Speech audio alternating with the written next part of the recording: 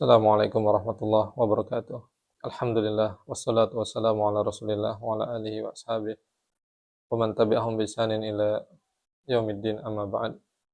Saudara-saudaraku yang dimuliakan Allah Subhanahu wa taala, insyaallah kita akan membacakan buku Mudah Hidup Mulia karya saya sendiri, diterbitkan oleh Gramedia. Buku ini terbit tahun 2016.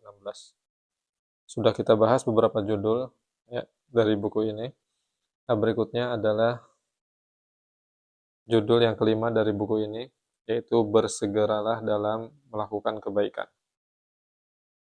Saudara-saudariku yang dimuliakan Allah Subhanahu wa taala, berbuat hal yang baik memang terasa begitu sulit, tapi tidak bagi orang yang mau memulai dan menyegerakannya. Maka jangan pernah kita merasa malu untuk memulai dan menyegerakan kebaikan yang ingin kita lakukan. Jangan pernah kita menundanya, ya, jangan pernah kita menanti-nantinya, tapi langsung segera dikerjakan. Karena kebaikan itu insya Allah akan membawa manfaat baik untuk diri kita maupun untuk orang lain. Dan setiap kebaikan yang kita lakukan, maka insya Allah itu akan kembali kepada diri kita.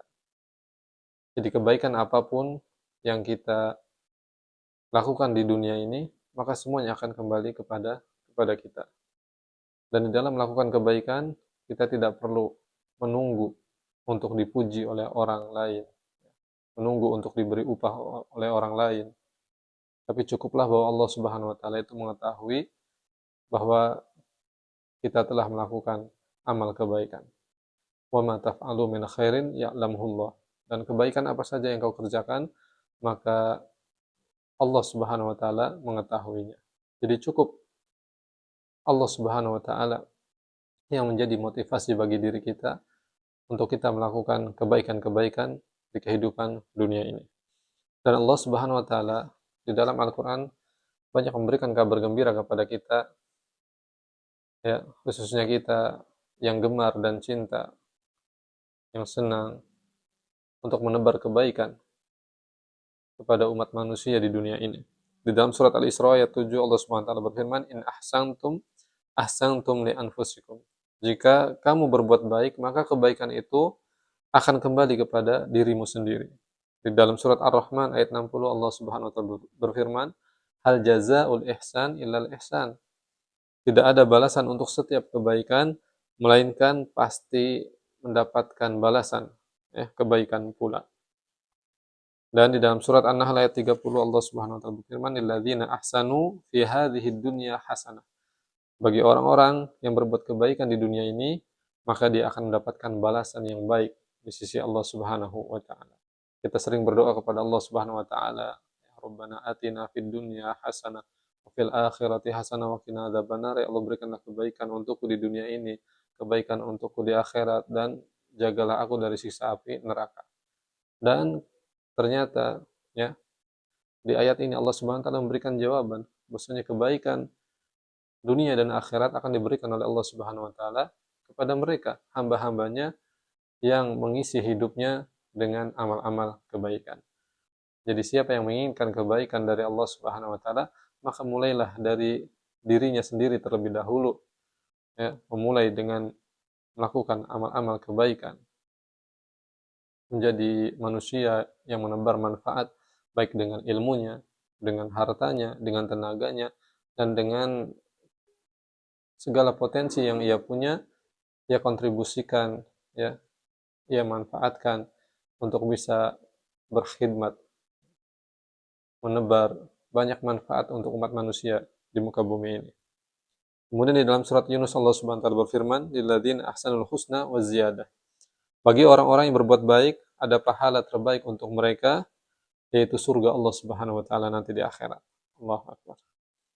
Dan juga dia akan mendapatkan tambahannya, yaitu melihat wajah Allah Subhanahu wa taala. Masya Allah. Maka hadirin, saudara-saudariku yang dimuliakan Allah Subhanahu wa taala, selalulah berbuat kebaikan. Allah Subhanahu wa taala berfirman dalam surat Al-Baqarah ayat 195, "Wa ahsinu innallaha yuhibbul muhsinin, dan berbuat baiklah, sesungguhnya Allah mencintai orang-orang yang berbuat kebaikan. Dan Nabi kita Muhammad SAW itu pernah mempermisalkan ya keadaan kita sebagai seorang muslim ini, sebagai seorang yang beriman, itu seperti pohon kurma. Kata Nabi SAW, ya, seorang muslim itu diibaratkan seperti pohon kurma. La yaskut waraquha wa la yatahat waraquha. Jadi yang tidak mudah jatuh daunnya dan tidak mudah berguguran. Kemudian Nabi SAW menyebutkan manfaat-manfaat yang lainnya yang ada pada pohon kurma ini. Jadi pohon kurma ini pohon yang banyak manfaatnya, banyak kebaikannya. Ya. Batangnya bisa dimanfaatkan, daunnya bisa dimanfaatkan, tangkainya bisa dimanfaatkan, buahnya bisa dimanfaatkan, dan hampir seluruh ya bagian yang ada di pohon kurma semuanya itu bermanfaat. Dan inilah ya sejatinya seorang muslim itu di dalam menjalani kehidupan di dunia ini, dia menjadi manusia yang banyak memberikan manfaat untuk manusia yang lainnya. Yang mana ini kemudian kata Nabi SAW menjadi barometer, menjadi tolak ukur ya, kesempurnaan manusia di sisi Allah Subhanahu wa taala.